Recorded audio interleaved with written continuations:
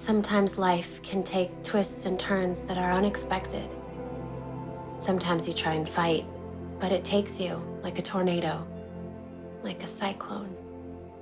You have no strength to fight it, no emotional power, no physical resistance. You just go. If you would have asked me a week ago whether or not I would be going where I'm going right now, I would have thought you were crazy, a madman. But here I am. In 2 minutes, I will be eating dinner with my ex-husband, Saul Hernandez. Yes, that Saul Hernandez. That's the man that ripped my heart right out of my chest and crushed it, and then stepped all over it. And then I forgave him, and he destroyed whatever was left. I don't know why I'm going to meet him, but somehow my feet are moving in his direction, and my heart is screaming no, but my feet are moving. After years of being a soap star, Graciela Reyes, I was the doll of the TV industry, but lately, I haven't been able to get a job. I've been up nights worrying, lost, waiting for my agent to call, but days go by, weeks, nothing. I feel myself get older as every day passes, and as I get older, I feel my chances of a comeback dying. My dream is dying, and it hurts more than I ever imagined it could. Maybe that's why I'm here. I'm looking for answers. Looking to my past for answers about my future. Maybe.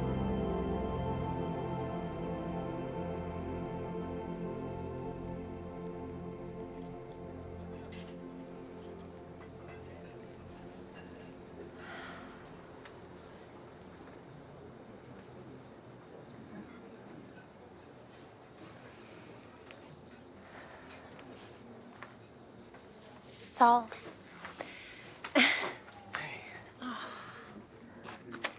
It's been forever. As I looked into his eyes, I felt relief. Such relief that I could still be near him and not try and physically hurt him. Seeing you. But also relief that I didn't have a longing for him. Listen. A need. Let's just, It seemed as if somehow I was over him, or I had healed a little. Just focus on the positive. And that was a surprise to me. All of these months and months, I thought about what I would do, what I would say, how I would act if I ever ran into him. And to be honest, Just be grateful for that. I just feel numb. I feel nothing. In some ways, I think it's a sign of maturity, of how far I've come as a person, as a woman.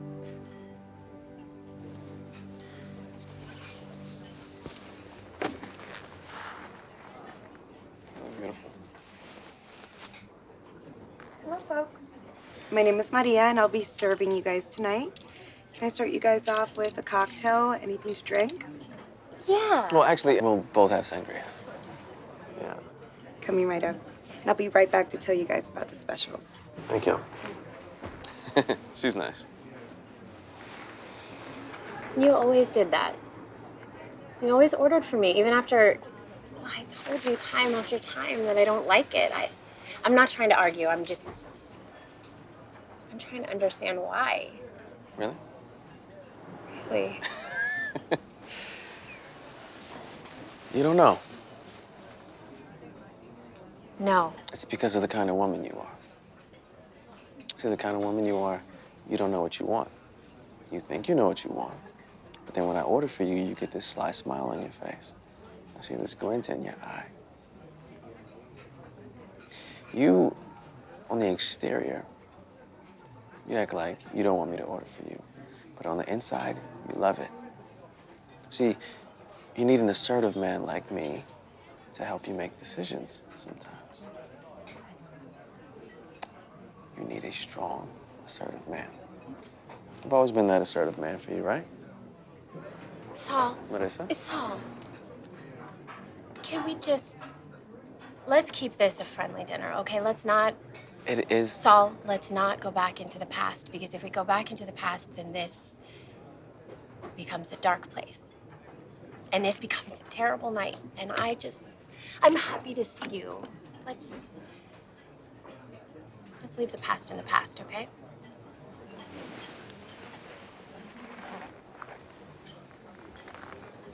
Were you gonna order the sangria? Oh, I guess we will never know, will we?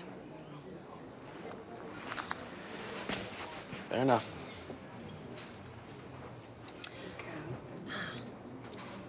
Are you guys ready to order? Yeah. Yeah, the lady will be ordering our meals tonight. This man, he knew how to push my buttons. But the reason there was a button to push was because he was right. He knew what I liked. He knew what I wanted. He knew everything about me. Things that no one else knew. Things I would never dare tell another soul. Not my mother, my father, my brothers, not my closest friends. He knew every inch of me, and I hated him for it. Even worse, I hated myself for letting him that close. I know Close enough to exactly. break me. Okay, you're the guy I saw win a hot dog eating contest 3 years in a row. I mean, you were proud of that. They had a chant. You know, they framed the medals. You're like the most unhealthy person I've ever met. Thank you. You're welcome. What is this? I don't. Some things had to change. Change is good, but in this case, I was forced to change. Please enlighten me. I start to get the feeling that I do not want to be here. I want to run for the exits. I'm not hungry anymore, but I probably will need at least 2 more drinks to get through this. I may not understand why he called me here, but I'm here looking for answers. My heart is broken. Join the club, Saul. No, I mean my physical, my actual heart. I had a bypass, 2 clogged arteries. I didn't know if I was gonna make it. So I had to change some things. I changed my diet.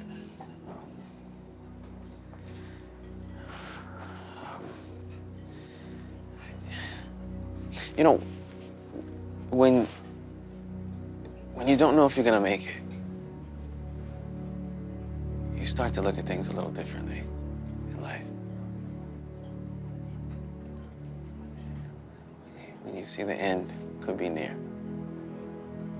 And then you make it, and you realize, man, like, what have I been focusing on?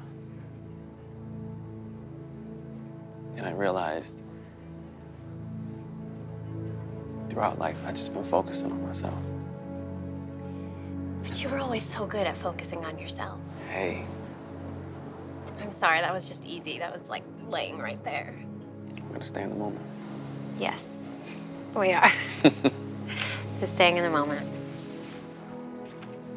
I'm sorry.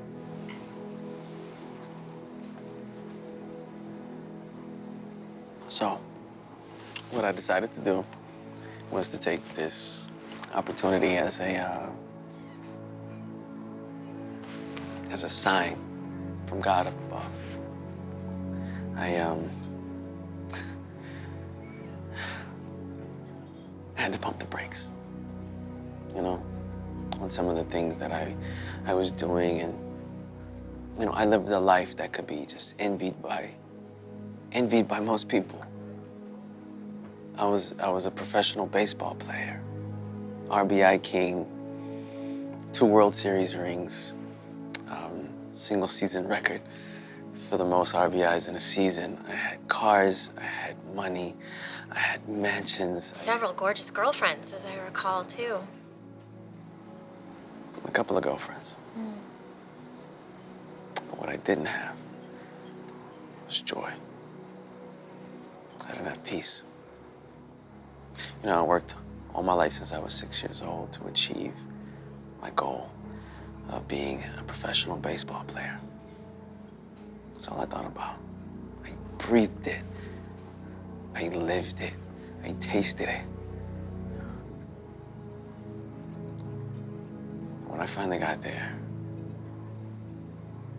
when I finally saw those lights, I looked up into the clouds and I had thousands and thousands of people screaming my name.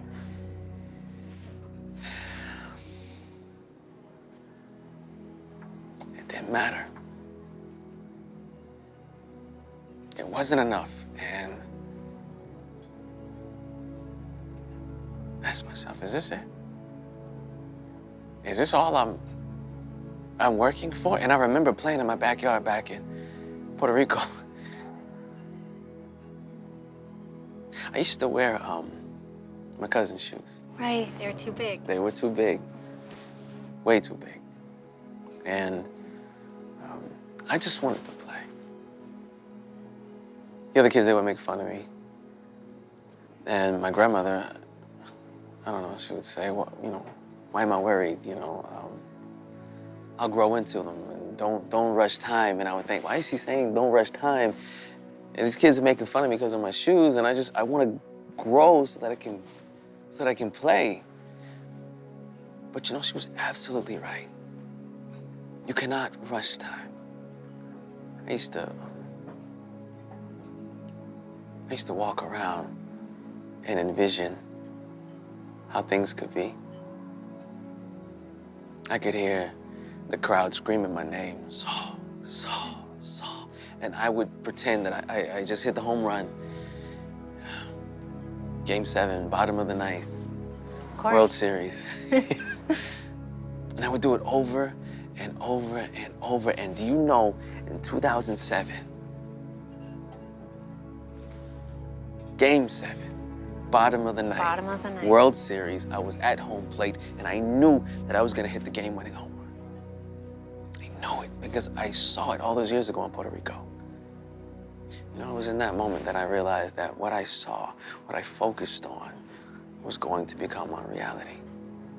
I created it all out of my imaginations. I knew it was gonna happen because I saw it all those years ago back when I was in Puerto Rico.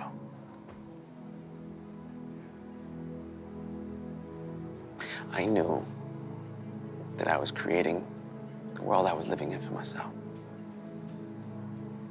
But I wasn't living it the way I was supposed to.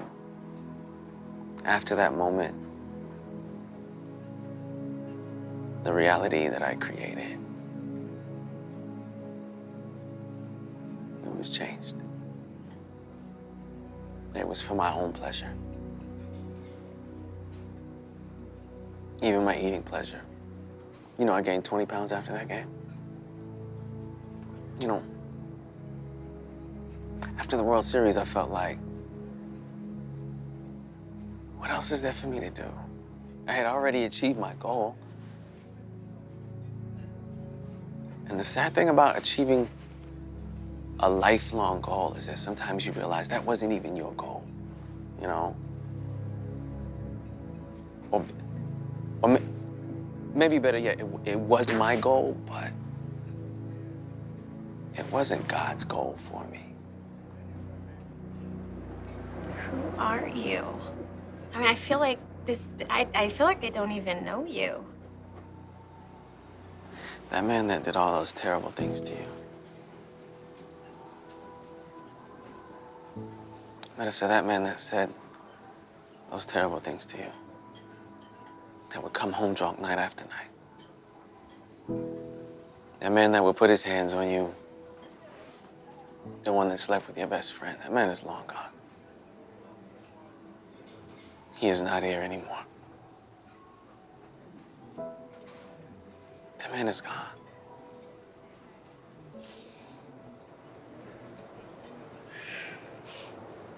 You always knew exactly what to say. Always the exact right moment to say it, too. Oh. You know, you're a good baseball player, but I think you missed your calling. Should have been a politician. And to run the world. That's all.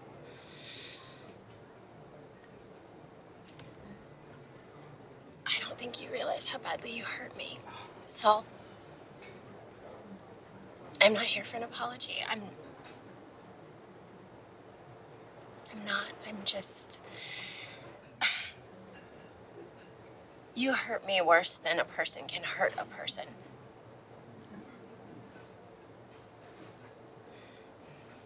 I gave you everything. I was loyal. I cared for you. I loved you. I gave you my all. I took you back. Every time. I took your fist to my face. And then I made you dinner. I put my own career on hold to make sure that you were okay. That you were taken care of, going from city to city with God knows who, night after night.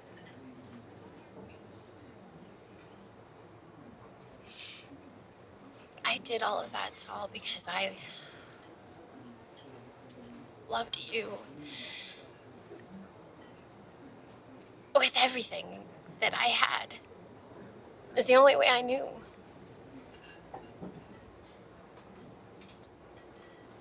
You know, the only thing that ever scared me about us, the only thing is I remembered my dad used to say, deep love easily turns to hate.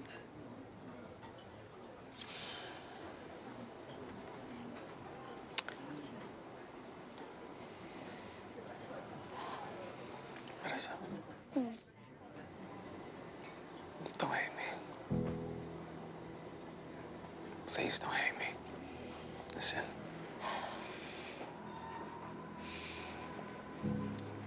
This man you see in front of you now,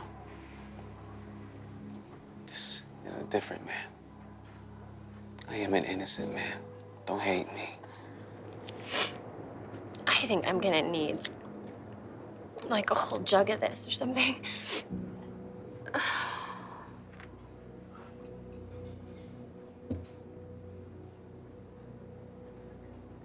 God, I said I wasn't gonna do this. I'm not gonna do this. Tell me about this change. I want to know. I do.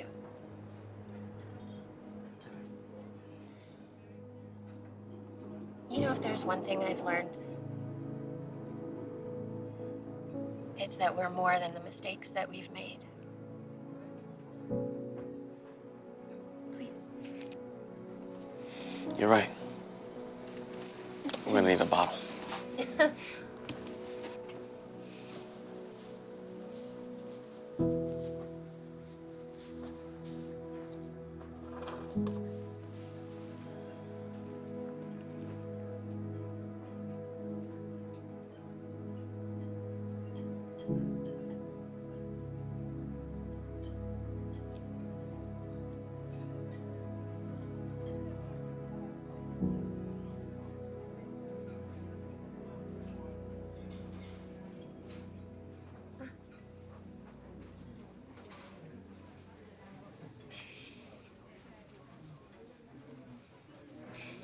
There's more where that came from. I think life has a way of teaching you certain lessons. Sometimes it hurts, but sometimes you learn. Life taught me some serious lessons that I definitely had to learn the hard way. So much I didn't know about love. All I know was using people for my own advantage. And the advantage I received was only temporary. It didn't last. I had to go through things to wake up from this dream, because all these things that I thought I believed in, they were a lie. These things we learned from the media that are important to us. It's not real. You know, this is the first time in my life that I can actually say that I feel anything.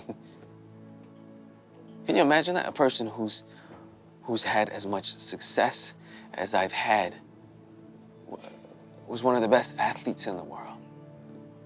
All the riches in the world, all the things and the cars and the women. And this is the first time in my life that I can say I've ever really felt anything.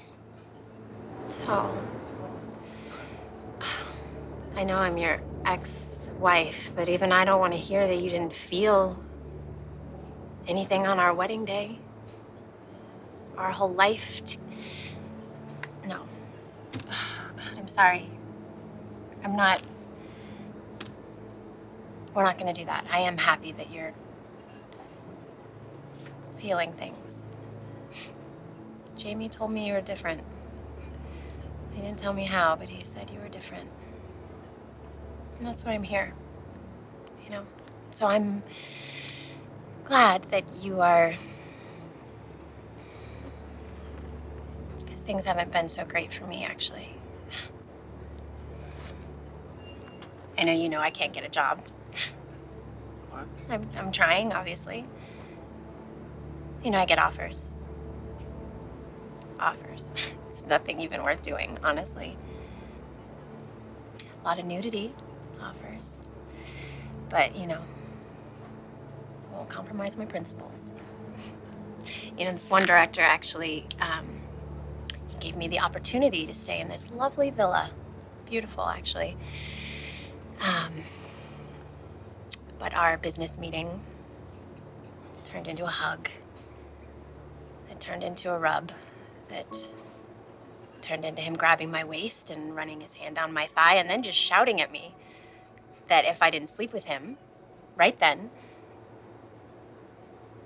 I would never work in this business again.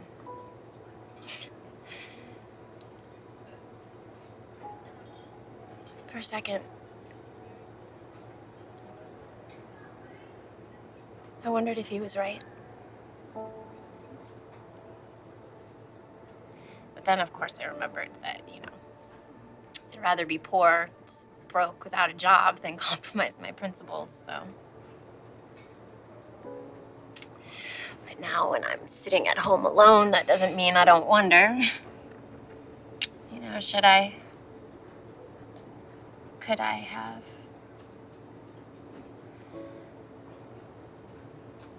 I don't know.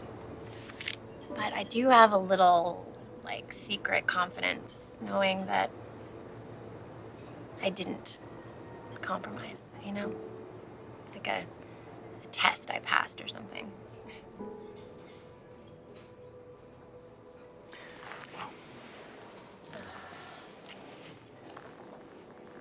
Well, he was barking up the wrong tree.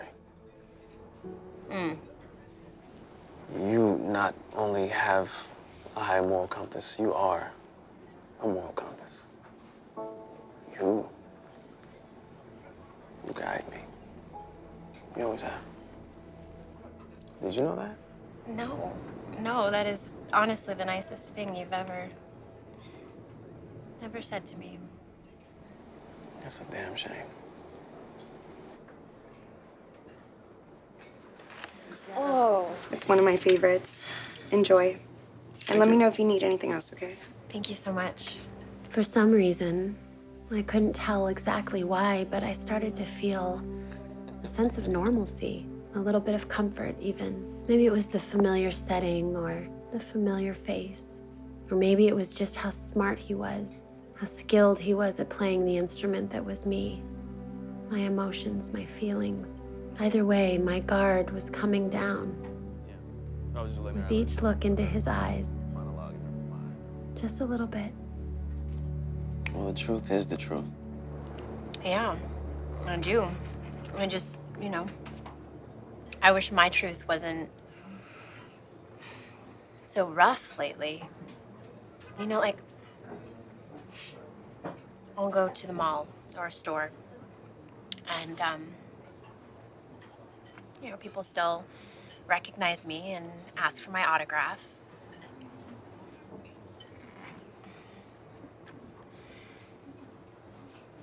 I feel like a fraud.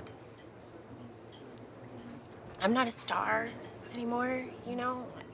If they could see behind the curtain, you know, if they could see past the things I've done in the past, then they would just see me sitting on my couch alone, staring at the phone, praying for it to ring and praying that when it rings, it's my agent. But it never is. You know, just... The truth is, I feel like a fake. I feel like a fraud. You know? That's my truth. You know, I hate to hear you say things like that about yourself. As hard as you work throughout your life. See, God didn't just create mountains. He created peaks and he created valleys. And sometimes we're gonna be in those valleys, but we can't stay there. It's not our purpose. So what you do, you who've spent your entire career working so hard, when you find yourself in the valley, is you climb. You don't sit there. You don't wallow. You're too great for that. When I say you climb. Who are you? Think you're an amateur philosopher now, too? Thank you. Okay, so tell me, what's been going on with you the last year? I don't know. I mean, after I left the team, I decided it was time to leave. I mean, I could feel the game wearing down on my body.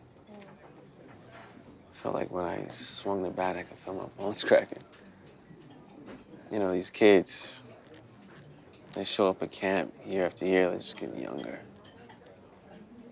faster. I don't want to be that, like, aging player that didn't know how to let the game go. You know? I mean, I woke up and realized that, I mean, my mind was still willing, but maybe my body's had enough.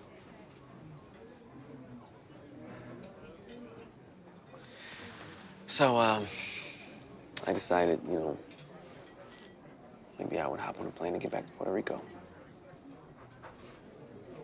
I stood on the same field that I stood on as a kid, you know, when I saw it all happen in my mind. And I started to feel led. You know how that is? Like, when you feel led. I mean, it's not just a hunch. I mean, I really felt like someone I felt like someone or something inside of me was showing me that I needed to do something else. And so what I decided to do was help kids just like the kid I was when I was growing up there all those years ago. And believe it or not, I started coaching Little League Baseball. With kids? But you hate kids. Don't say that.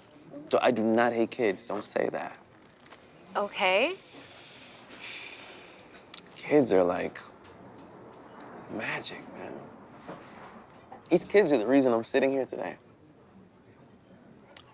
Okay, so what I learned about kids is that they can teach you so much about life if you just stop and listen, because like they get it. They're not like tainted by the world yet. They haven't learned a lot about life. They haven't learned about all the lying and the horrors and the negative outlooks that we pick up on when we grow up. They live in the moment. They laugh when it's time to laugh. They play when it's time to play. They cry when it's time to cry. But then they move on. They don't look back. That's the lesson you learn. It is a great lesson. It is a great lesson. So you coached the team? Absolutely. Wow. Yeah. No, we had a amazing season. There was this There was this one small kid named Pedro. He was like, he was a little bit overweight, but he was more determined than any other kid I've seen, you know? He wanted to make sure he made it on the team, and he did well. And after practice, he would run, like another 20 minutes after, and he would sit there, take batting practice for another 30 minutes after. And he would say, "Coach, I think I'm getting it."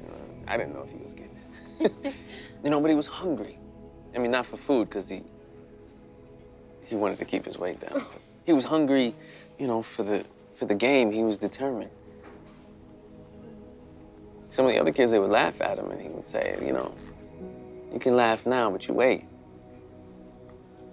You won't be laughing for long." And I guess he was a Babe Ruth fan somewhere, because he would take his bat and he would point it out in the field, and he'd say he was gonna hit it out to the bleachers. Determined. And then he would strike out. But he wouldn't stop doing it. He would go to the plate every time he got the bat. And you know the thing about it? Is he was looking out there. But he wasn't looking with these eyes. He was looking like in his mind's eye. He was looking at his internal eye. He was focused, you know? I don't know. I kind of took a liking to Pedro. So the big question, Yeah. did he ever hit his home run? What do you think? Of course he did. He hit 13 home runs for the season. 13. 13. Saul, that's beautiful. And, you know, Pedro's mother, she was, you know, she's an older woman, but she was very regal, you know. She was a very beautiful older woman. She was striking. I mean, she had to be over 50. She didn't have a wrinkle on her face. She was, I don't know. Can you call her and ask her to send me some cream, or? I think you're doing just fine. Anyway, she was a dark woman. She had these piercing eyes. Kind of like you. Hers were blue. I just remember them very vividly. It seemed like she could look through you, you know, peer into your soul, and I don't know. She looked odd, but you know, really majestic. And anyway, she would say to me, "Saul, you and Pedro were sent here for each other." And I kind of got a little offended at first, selfishly, because I'm thinking, like, sent for each other. I'm the one who came here to teach these kids, so like.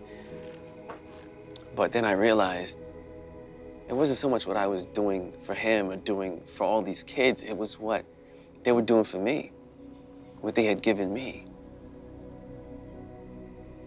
And they had done just as much, if not more, for me than I had done for them. And it was so selfish of me to even think that I should deserve some pat on the back for helping a kid that needs me, like it's not my duty. And it made me wonder how selfish I might have been about other things in my life.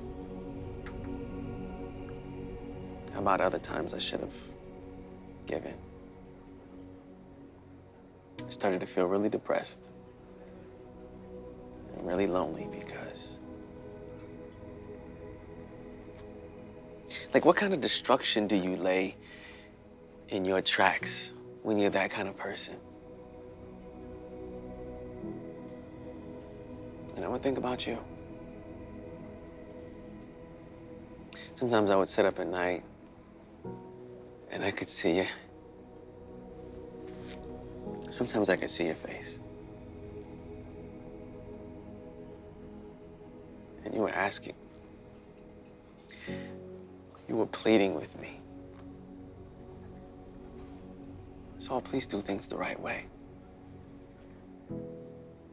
Saul, don't lie to me. Saul, don't cheat on me.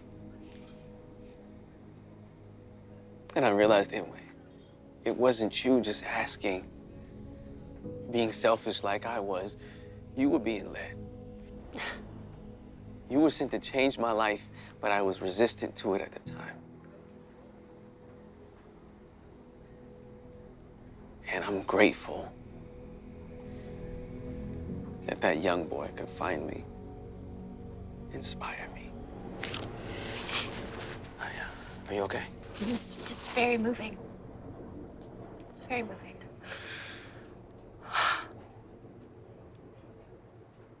So what? How long were you there? I started to get restless in Puerto Rico. I mean, the summers were treacherous, and it was just, the heat was unbearable, and New York was a lot cooler in the summer for the most part, so I decided to do something else. So I heard about this small tribe in Africa, Uganda, actually.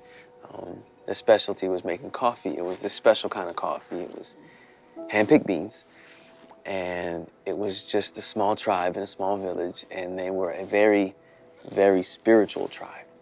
And they believed in these special prayers that they would pray over the beans that they were handing to people to, like, heal them. And many people in Uganda, they really swore by these coffee beans. So I thought, maybe I'd go out there and try to access some of this healing because I've been feeling so broken. You went to Africa. You went to Africa? I went to Africa. Wow. We went to Uganda.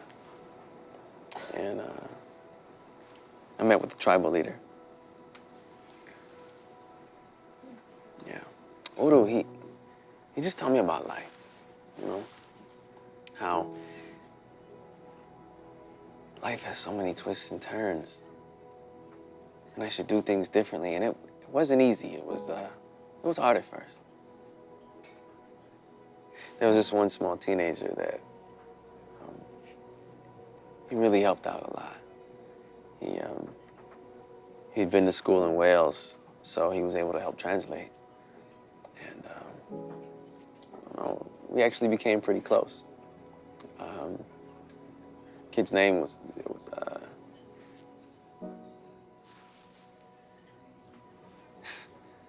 kid can learn a whole language. I can't remember his name. Anyway, I'll think of it later. He was a great kid, though. He would just sit with us and talk for hours and hours about different things. We talked about the moon, stars, like why we were here, the galaxy, God's plan for us. It's like its insights. They were just amazing. I'm like, this kid is like, he's like a modern day Aristotle.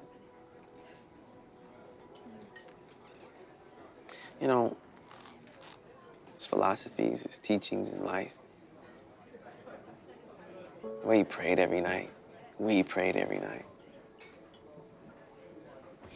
I would go out to the fields with them and pick up the beans. And then we'd plant more beans. And we'd sing together. And I don't sing. We would sing together. And we would pray together. We laughed. We cried. We danced. And it was amazing.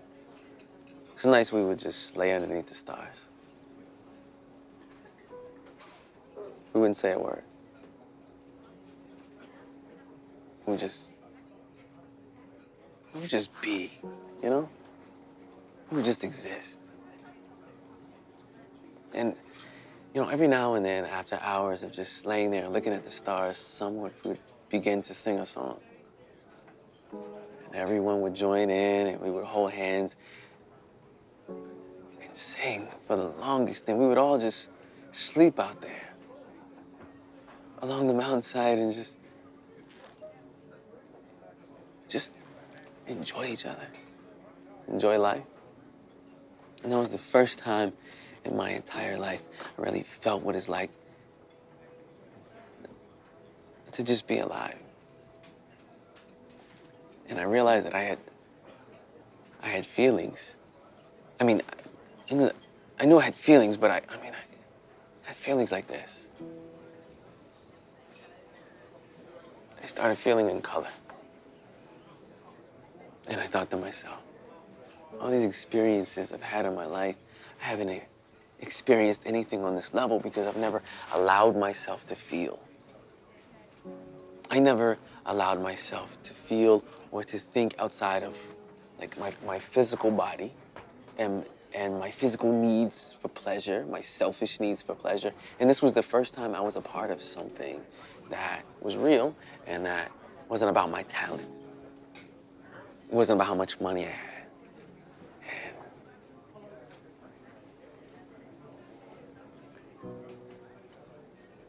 I don't know.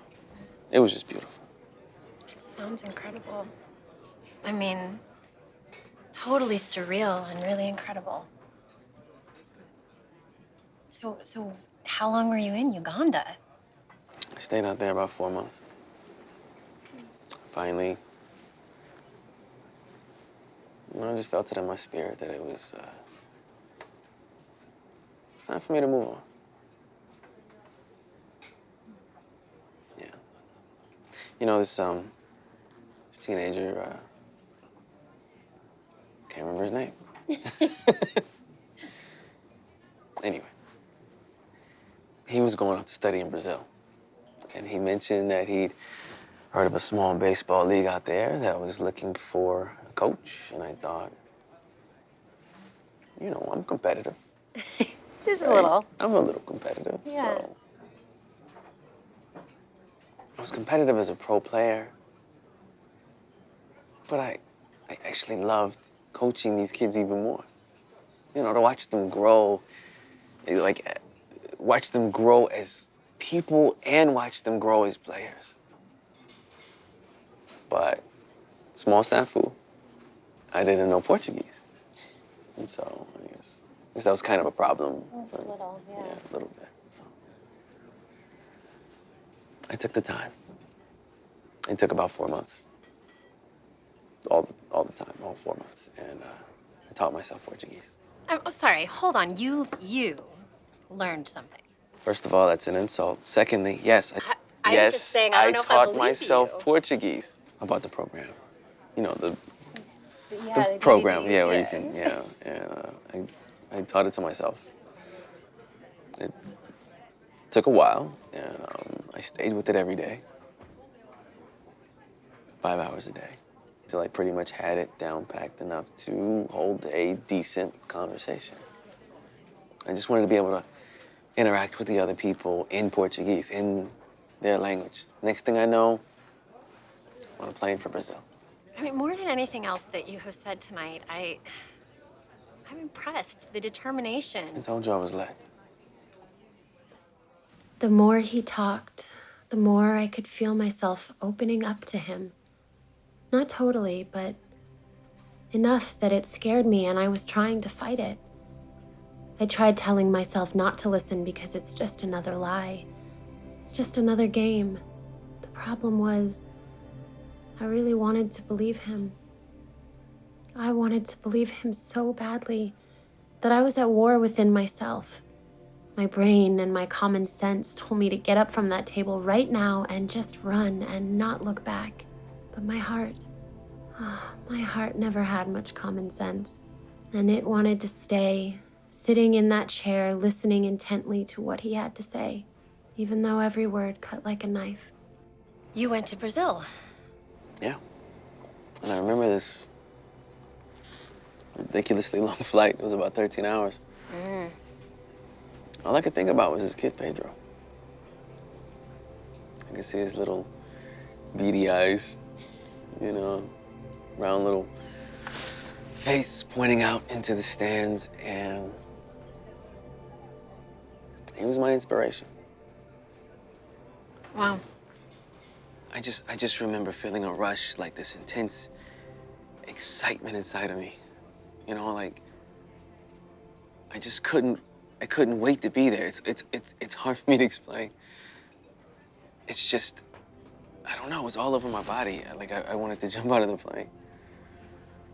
And it just confirmed to me that I was doing the right thing.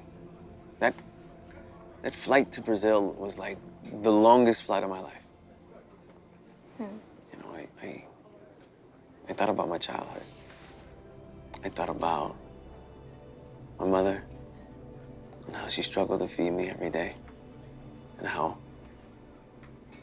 I don't know, I felt a tremendous sense of gratitude within me, and all of a sudden, it was just peaceful. And I hate to say it again, but I felt led. Yeah, but don't just say led. I mean, it sounds to me like you made some really good, right choices and decisions. And, you know, maybe something or someone left you breadcrumbs, but you followed them. So you should be proud of that too. But I know what you're talking about. I have been in that. It's almost like a zone, right? When you're doing exactly what you were meant to do. There's no time. You know, hours can go by and it doesn't matter because I guess it's love that doesn't have any time limits, isn't it? Yeah, that's the same thing I was feeling. And as soon as I got off the plane, I was met by Jorge, who, he was this guy that set out to meet us in Brazil because I'd never been there before. He took us throughout Rio, everywhere, all throughout the beaches, Ipanema, the city, the favelas. I rented a room from his grandmother for $40 a night, and it was in the favela, deep in the mountains. Jorge told me that it was a terrible, terrible place to live, and people were being killed constantly. Drug dealers were judge and jury. The police never even came through.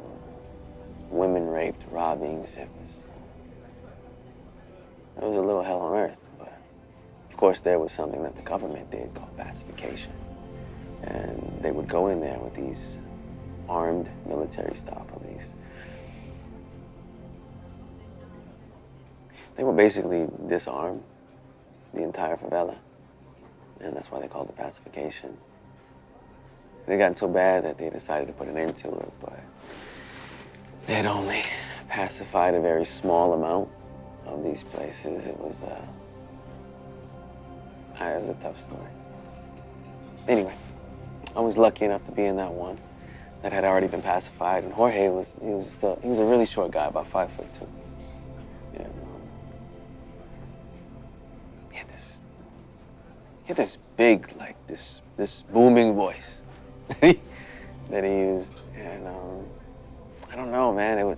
You could stop traffic with with that voice, but I don't know. He was a good dude. I think he should be narrating movies. He took me over to his grandmother's house, and it was neat, but it was more of a shack than a house. And you could see the water dripping off the tin roof, and it was a mess. It was clean and it was neat, and I was grateful to be there. But his grandmother, Georgina, she was a lot taller than he was. She was about 5'9", so he's got to look up to his grandmother. She was another very, very striking woman, you know, for her age. She was a model back in her day, which I believe was before people used to say things like back in the day, because it was probably before the day. She was For the day. But I believed her, you know. She was a really good cook too. She made dinner for me every single night. We didn't speak too much, and I think it was because my Portuguese was, again, I taught myself. I'm impressed. Anyway, so I was a little shy about like my level of Portuguese, but I understood most of what she said. And she told me that Jorge had gone through a really terrible terrible situation when the favela was pacified. He had a 5-year-old son. And he happened to be outside playing when the military police were shooting, chasing some drug dealers. He didn't make it. And it tore his marriage apart. He and his wife divorced. He ended up driving cabs for a living and moving back in with her, but she said he was never the same after that bullet hit that boy. I don't see how anybody could be.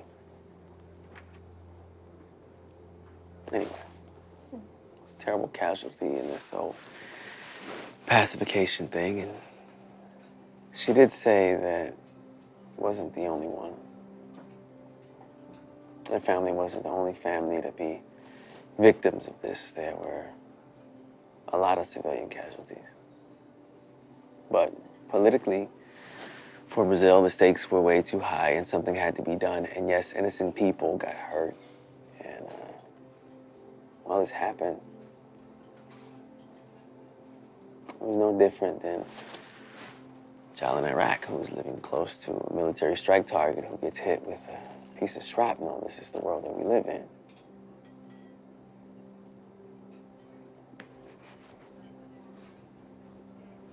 This is the world that we live in. Anyway, you guys like to go with the bad, right? I don't really know the name of it. It was quite possibly the best thing I've ever tasted. So how long did you stay in Brazil? I stayed the entire summer for baseball season. You were in a $40 a night favela for what? Okay, no, that was not the important question. The important question is, how was your team? Okay, they were dreadful. They were terrible. They were really, Oh no. they were a really bad team. No. Yeah. Really? Yeah. Well, I mean, I traveled all the way there, but none of them could hit a ball, none of them could catch a ball, nobody could pitch, they could field. I don't understand like what they were doing before I got there. It was like they'd never seen baseball before. I don't know who was teaching them, but they were absolutely the worst baseball players I've ever seen in my life. I've seen 3-year-olds play. I would have bet on the 3-year-olds. It was really bad. And you relocated to teach them. I mean, But I had a great team. I mean, they were dedicated, you know. What I told them is, dedicate yourself. Dedicate yourself, practice, try, and your physical skills will develop. And with all that, practice, more practice. Allen Iverson, practice. We're talking about practice. They went after it. There was this kid named Santos. He was about 8. He also lived in the favela, not too far from where I was staying. So maybe his place was about $40 a night too. His older brother was a drug dealer, and he was shot in the head, not too far from the tourist areas, about a mile from the beach. Drug deal gone bad, and now this kid, he was an only child. His father had gone to prison, so, you know, he was the man of the house. His mother reminded him of that every single day, and he took it seriously. Matter of fact, he bossed the team around like he thought he was the coach. But not only was he like the physical leader of the team, he was the spiritual leader of the team too. I found it so moving. I came walking to practice one day to see him praying with the other players, praying to get better, praying for their families to get good health. And I thought to myself, if I ever was blessed enough to have a child, I would do everything I could to teach him to be like Santos. I would only pray that he could be like Santos. I don't know where he got that strength from to conquer so much adversity, but it was there. He sounds like a fantastic kid. He was. Oh, he was a great kid. He was absolutely amazing. He introduced me to his. I ended up spending a lot of time with them. Many nights, reading the Bible, praying, listening to gospel music. I got a lot closer to God during this time. Santos began to look up to me. You know, almost like a father. And I feel worthy of it. I felt completely unworthy of it because of all the terrible things that I knew I'd done. Of the way that I dismantled my own life. I kind of felt a little bit like a fraud. I mean, who was I for this kid to be looking up to me like I'm some type of example, some type of father figure, some kind of leader? He was more of a leader than I was. I was just some washed up former pro ball player who was now coaching Little League in a foreign country. His mom wouldn't allow me to feel that way. She said to me that I was the head and not the tail. She said I should never look at myself with my own eyes or point any of my fingers at myself. She said I should see myself the way others see me, the way God sees me, as a beautiful thing that He created that is deserving of love.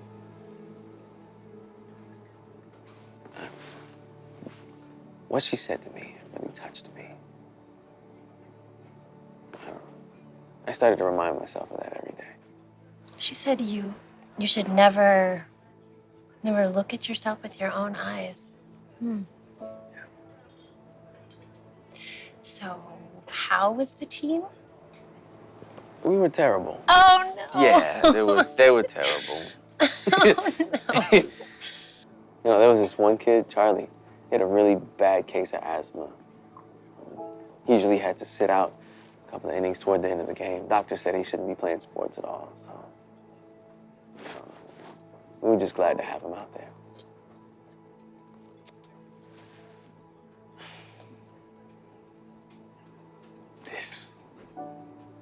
This kid, he put his health on the line to play a sport. He refused to listen to these professionals who were telling him to sit out the game.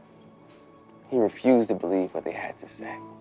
Santos would always make sure that he was okay before he sent him out.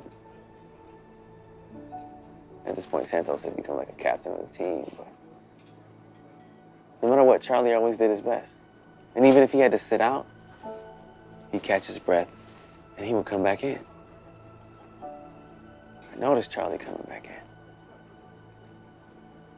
in. And I started to think, like, is Charlie and the things that Charlie's doing, is it a metaphor for me, for my life? Or is this time for me to just sit down and catch my breath before I go back in? And I sat at the top of a mountain one summer night. I watched the sun go down. And just pondered about that for hours.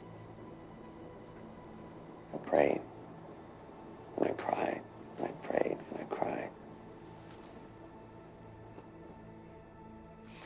I racked my brain and I went through almost every decision I'd ever made up to that point in my life.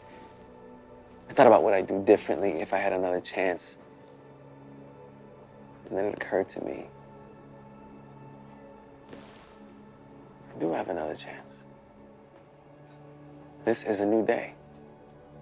I got up and I ran top speed all the way back to the favela, and Jorge's grandmother, she had just got up to water the flowers and feed the chickens. I forgot to tell you, she had these two chickens. Chico? No, Chicks and Gyro. Chicks and Gyro. Why those were their names, I don't know. And why I remember their names and not that teenager, I still don't know. But I don't know, man. I was determined. I couldn't stop when I got back. I was breathing hard, I was panting, I was sweating, and she asked me if I got mad. And I said, no, senora, it's time for me to go. Which probably means, yes, I had gone mad. She said, why are you leaving so soon? You can stay as long as you like, and I'm enjoying the rent. $40 goes a long way there. I smiled, and I told her, it's time for me to go back in. She looked at me, strangely, and she kind of nodded and moved on. The next day, I had my bags packed. My ticket was booked. I knew what I had to do. I walked outside, and Jorge was getting ready to bring me to the airport, and Colo, Santos, and all the kids were standing at the foot of the steps. And they all had gifts for me. Gifts for me, and some of them were crying. And I didn't understand until that moment how much I had touched them and their families with the simple gift of baseball. Something that I'd always thought was for me.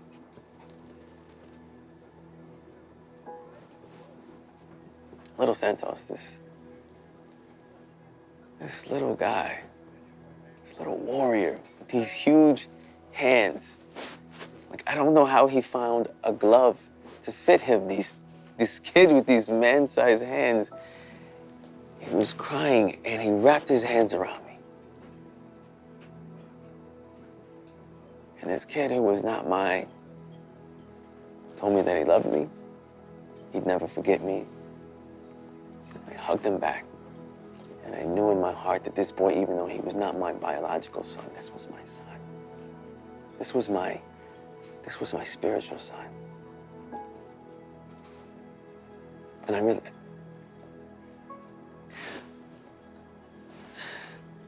realized everything that I had gone through, that had brought me to this moment, was why I was led here. It was to help these kids in this moment, to give them hope and change in their lives. And I lost it. Tears everywhere. I was crying like a little girl at the end of a movie. It was awful. But it was the one time in my life I felt really connected. I felt like I belonged. And I was deeply pained that it was time for me to leave. I just never imagined you being able to give so much of yourself. It's just not the person that I knew. Exactly. But listen, I've gone through a transformation. When I was on the plane coming home, and I kept seeing your face. I kept thinking about the things that you said to me and the things you had gone through. I thought about all the pain that I put you through. And I knew that I had to make things right. Because I was out there looking for something. I was searching for something, but I was overlooking what God had already said to me. Does this make any sense to you?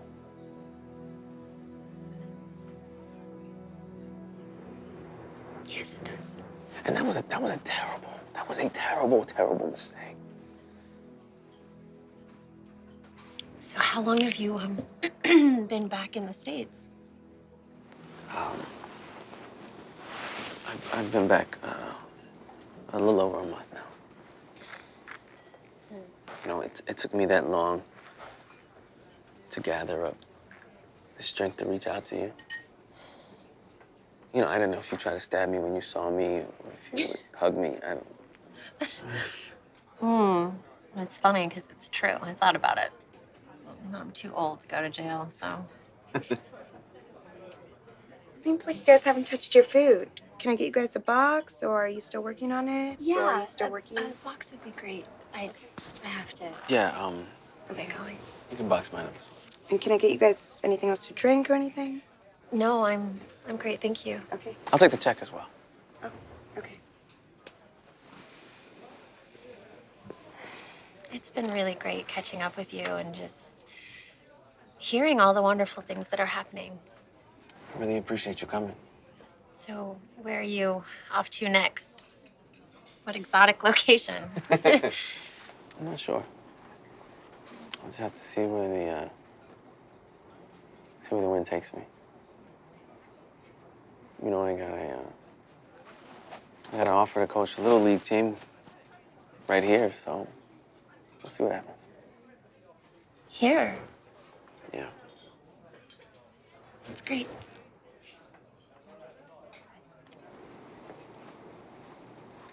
No rush, guys, okay? Whenever you're ready. Take care.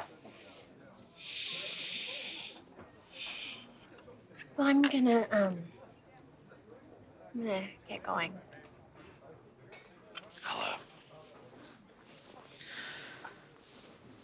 I'll take care of this.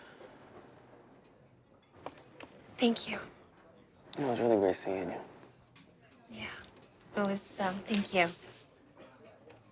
It was good to see you too. And Saul, I hope you really have changed. Because if you have, then miracles are real. They are. Bye, Saul.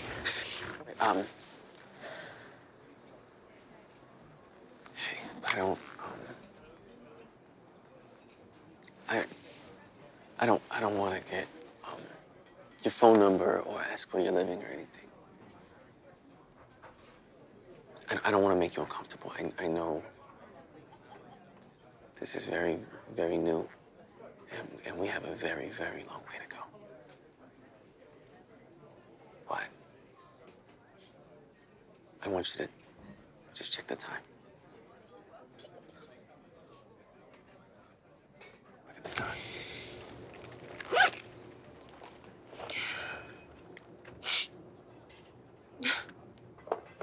It's 8:32. 8:32. Okay. I want to talk to you again. I want to share more with you. And I know we have to take it very, very slow. But I want to open myself up to you. I want to show you what I have inside of me. I want to meet you out by the harbor. And no offense, but you already told me you're not working right now. So there's no excuses if you don't show up. So It's just because I know. No, don't say anything to me right now. Just don't respond. But if you are willing to show up, it just means that you're open. Just a little bit. And if not, I will accept the damage that guy, that old me, that he did was too much. But if you're there, what I said, I just want to open up to you. And I'm going to be sitting at the bench at 8:32, waiting for you.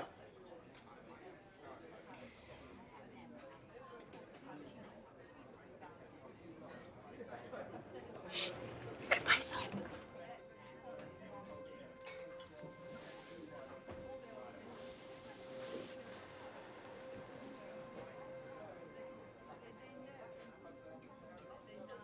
If this were a baseball game, the pitch that Saul just threw me would have been a curveball. I never expected him to be whoever that was. I mean, he was so in touch with his emotions and caring and enlightened. Could he have really changed, or was this just a brilliant new act? I swear they've been giving the Oscars to the wrong actors for the last 10 years because he definitely should have won it. So many lies, so many charades, and so much nonsense. But there was still a piece of me that wanted to believe him. Why? Why did I want to believe him so badly? I guess deep down I always knew there was good in him. So much good. Just never had a chance to shine. He wouldn't allow it, but now, was he purified? Or could this just be a temporary lapse, like when Elvis Presley became a Christian singer? I don't know. I don't think I want to stick around to find out. No, I don't. I'm not. I'm just gonna go home and have a glass of wine, a hot shower, and move on with my life. It was the worst idea to look back. I tossed and turned all night long, trying to find a reason not to believe Saul. I searched my memories and I remembered every single terrible thing he had ever done to me in vivid detail. My fists were clenched, my lips were quivering, my whole body was shaking, my breath caught. My heart was filled with rage. But suddenly, a small door opened in my heart and compassion and love crept in.